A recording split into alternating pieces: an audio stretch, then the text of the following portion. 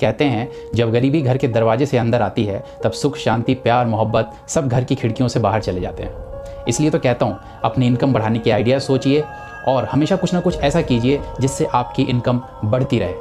तो आइए उसमें एक कदम और बढ़ाते हैं और अपने बैंकों से जुड़ते हैं। अपनी बैंकिंग नॉलेज सीरीज़ के अगले एपिसोड में आप सबका स्वागत है। हेलो एवरीवन, कैसे हैं आप सब? आइए आज हम जानते हैं कि बैंक्स की सर्विसेज क्या क्या होती हैं और आम आदमी कैसे इसका फ़ायदा उठा सकता है। तो आइए सबसे पहले आज जानते हैं कि बैंक्स कैसे काम करते हैं। बैंकों का सबसे पहला काम होता है अपने कस्टमर से डिपॉजिट लेना और उस डिपॉजिट पे उन्हें इंटरेस्ट देना। दूसरा काम होता है जो डिपॉजिट बैंकों ने लिए हैं उन डिपॉजिट्स को अपने दूसरे कस्टमर्स को लोन की तरह देना और उस लोन में उन कस्टमर्स से इंटरेस्ट चार्ज करना। यहाँ पे दो इंटरेस्ट हो गए। पहला रेट ऑफ इंटरेस्ट जो बैंक अपने कस्टमर्स को देती है उनके डिपॉजिट्स के अगेंस्ट। दूसरा रेट ऑफ इंटरेस्ट जो बैंक अपने कस्टमर से चार्ज करती है लोन के अगेंस्ट। तो इस तरह से बैंक्स अपने बेसिक फंक्शंस पूरे करते हैं। आइए बैंक के इस बेसिक फंक्शन को एक एग्जाम्पल से समझते हैं। मान लीजिए मैंने 100 रुपये का डिपॉजिट बैंक में जाके किया। बैंक मुझे 100 रुपये पे 4% का सालाना ब्याज देगी। अब क्या बैंक उस पूरे 100 के 100 को वो कहीं लोन दे सकती है और उससे कमा सकती है? जवाब है नहीं, क्योंकि अगर 100 रुपये जो मैंने बैंक को दिए हैं, अगर बैंक उन्हीं 100 रुपये में से सबको लोन बांट देती है, अब कल को होके मैं अपने वही 100 रुपये बैंक से लेने चला जाता हूँ, तो क्या बैंक मुझे दे पाएगा? नहीं दे पाएगा। इसीलिए आरबीआई ने बैंकों के लिए एक ऐसा रूल बनाया है जिसके हिसाब से बैंकों को अपने पास और आरबीआई के पास कुछ अपने डिपॉजिट्स की रिज़र्व हमेशा रखनी पड़ती है। उस रिज़र्व को माइनस करके जो अमाउंट बैंकों के पास बचता है, सिर्फ उसी अमाउंट पे वो लोन दे सकते हैं। अब ये जो रिज़र्व है ये कुल मिला के CRR के तौर पे 4% और SLR के तौर पे 18%, कुल मिला के 21 या 22% बैंक्स अपने टोटल डिपॉजिट में से कभी भी लोन नहीं दे सकती। यानी कि बैंकों के पास लोन देने के लिए 100 रुपये में कितने रुपए बचे? सिर्फ 78 या 80 रुपये। अब आप ये सोचिए कि बैंक आपसे डिपॉजिट लेके आपको इंटरेस्ट देती है और उसके पास वो 100 के 100 बचे भी नहीं। अब बचे कितने? 78 या 80 रुपये। अब जब वो लोन देगी किसी को तो वाजिब सी बात है कि वो ज़्यादा इंटरेस्ट चार्ज करेगी कस्टमर से, तभी तो वो आपके डिपॉजिट पे आपको ब्याज वापस भी करेगी और अपना मुनाफा भी कमाएगी। इसीलिए हमेशा लोन पे दिया गया ब्याज ज़्यादा होता है और जब आप सेविंग में अपने पैसे रखते हैं तो उस पे आपको जो ब्याज मिलता है वो होता है कम।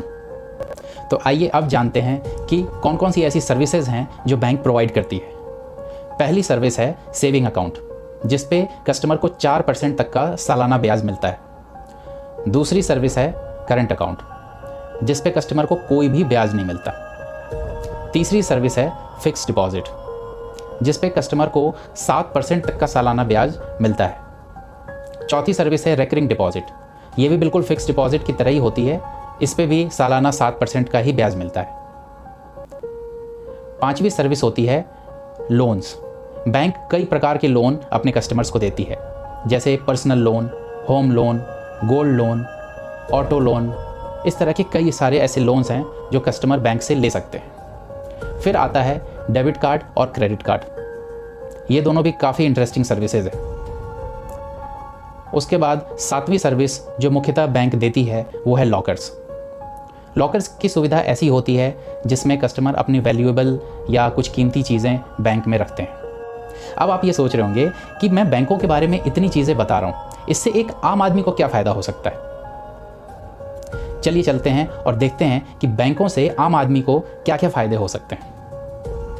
अगर आपके पास घर में काफ़ी सारा कैश पड़ा हुआ है और वो फ़िलहाल किसी काम में नहीं आ रहा है, तो आप बैंक में जाके सेविंग अकाउंट खुलवाइए और उस कैश को उस अकाउंट में डलवा दीजिए।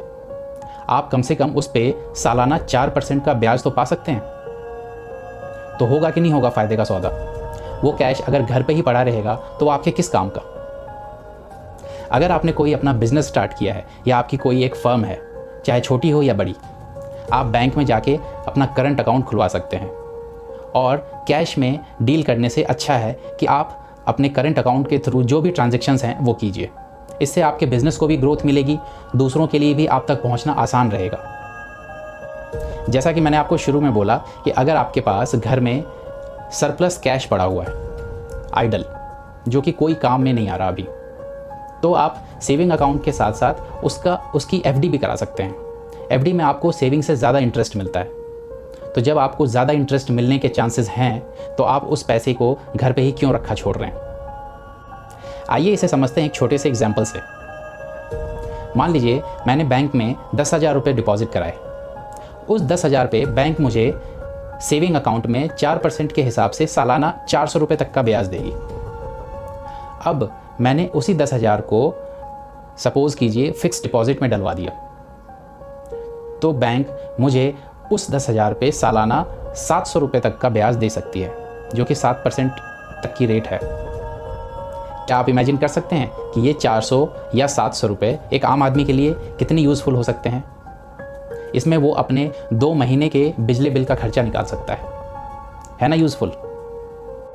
तो ये थी बैंक्स के बेसिक फंक्शन से जुड़ी कुछ बातें और बैंक्स की सर्विसेज जो एक आम आदमी अवेल कर सकता है। अब पिछले एपिसोड में हमने आपसे कहा था कि आपको अगले एपिसोड में बैंक्स क्या क्या सर्विस प्रोवाइड करता है, इसके साथ साथ ये बताया जाएगा कि too big to fail banks क्या होते हैं और भारत में सबसे सुरक्षित बैंक्स कौन कौन से हैं। Too big to fail banks, ये बैंक ऐसे होते हैं जो इंफ्रास्ट्रक्चर वाइज, कनेक्टिविटी वाइज और अपने वैल्यू वाइज ये इतने बड़े होते हैं कि कोई भी देश या कोई भी सरकार नहीं चाहेगी कभी कि ये बैंक्स फेल हो जाएं। अगर ये बैंक्स फेल होते हैं तो किसी भी देश की अर्थव्यवस्था को बहुत ही गहरा झटका लगता है। तो हर एक देश अपने हिसाब से कुछ ऐसे स्टैंडर्ड्स तय करती है जिसमें कुछ बैंक्स आते हैं जिन्हें वो कभी नहीं चाहती कि वो फेल हो जाएं। भारत में 3 ऐसे बैंक्स हैं जो आरबीआई ने इस कैटेगरी में रखे हैं कि ये कभी फेल नहीं हो सकते। पहला बैंक है स्टेट बैंक ऑफ इंडिया, दूसरा बैंक है आईसीआईसीआई बैंक और तीसरा बैंक है एचडीएफसी बैंक। भारत के ये 3 सबसे सुरक्षित बैंक हैं जिन्हें कभी भी गिरने या फेल होने का कोई खतरा नहीं है। अब अगले एपिसोड में हम बहुत ही इंटरेस्टिंग टॉपिक्स के बारे में बातें करेंगे। पहला टॉपिक होगा डेबिट कार्ड और क्रेडिट कार्ड। हम ये भी समझेंगे कि क्रेडिट कार्ड को लेके कुछ लोग क्यों कंफ्यूज रहते हैं और लोग ये क्यों कहते हैं कि क्रेडिट कार्ड को यूज़ करके वो बर्बाद हो गए। उसके बाद हम अगले विषय पे बात करेंगे जो कि होगा लोन। बैंक बहुत तरह के लोन्स प्रोवाइड करती है और आम आदमी कैसे उन लोन्स से अपना फ़ायदा उठा सकता है ये भी जानेंगे। आज के लिए बस इतना ही, मिलेंगे फिर अगले एपिसोड में और बढ़ाएंगे अपनी बैंकिंग नॉलेज। तब तक के लिए अपना ख्याल रखिए, अपने घर परिवार में बच्चों, बुजुर्गों और महिलाओं का खास ख्याल रखिए, अपने आप से ईमानदार रहिए और सुरक्षित रहिए। Till then, this is Atul signing off for the day. Bye bye.